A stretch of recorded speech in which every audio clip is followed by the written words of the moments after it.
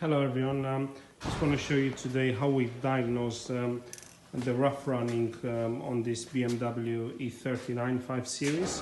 Basically, car came in running rough on idle but also under load. We have started with a compression test which turned out to be fine, but while we check the ignition coil out, the pencil type, we noticed the rubber that goes on the spark plugs, they were split. And then obviously because of that the spark was low, so this is definitely an issue. Now we've gone further because those engines, they are known for air leaks into the manifold. So what we have done, we have carried out a smoke test.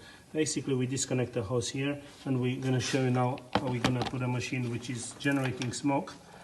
And by doing so, if there will be any leaks, then it will be visible obviously. As you can see straight away, lots of smoke coming out. There's an indication of massive leak into the inlet manifold system, which will obviously cause a very rough running, especially on idle.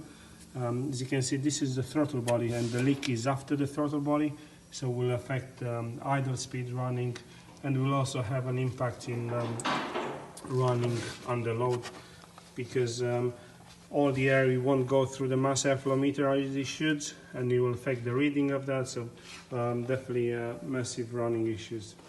So yeah, this is what I have found today. Thanks for watching.